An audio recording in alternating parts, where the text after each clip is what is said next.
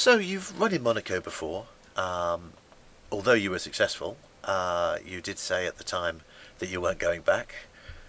Why have you changed your mind? Why have you gone back? Well, I'm at the position now where I've been doing my first ever multi-day race was in Monaco 2006, and as you say, I won it at my first attempt.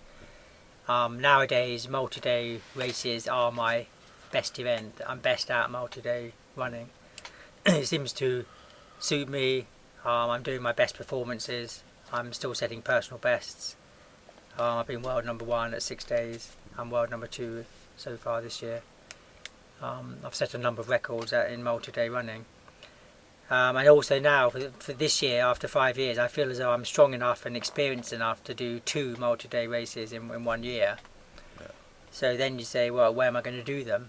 And with the way the calendar is at the moment, we have several multi-day races in the springtime, April, May, June, of which realistically you can only do one because of the spacing. You've got things like Athens, you've got New York, you've got Balaton in Hungary, you've got the Antibes in France, I say, but you can only do one of them. You couldn't really do 2, seriously.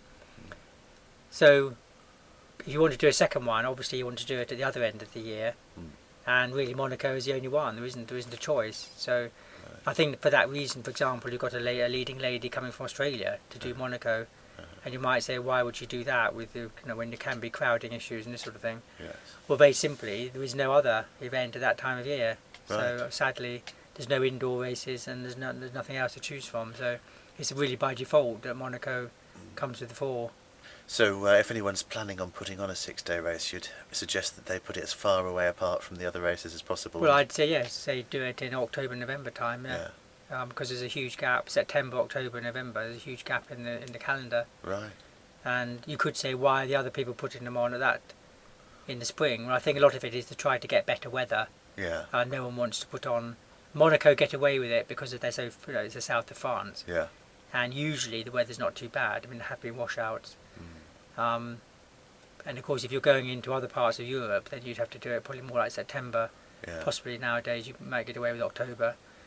But yeah, you are trying to get a weather window where it's not too hot, not too rainy. Then that's what you're looking for. Right. Maybe someone in the southern hemisphere will be listening. Well, that's another option. Of course, in the past, there have been and were major 6-day races in Australia, and there was also a Sydney to Melbourne race, point-to-point race, and they were always in the autumn. Yes. Yeah. Well, autumn, I should say. Yeah.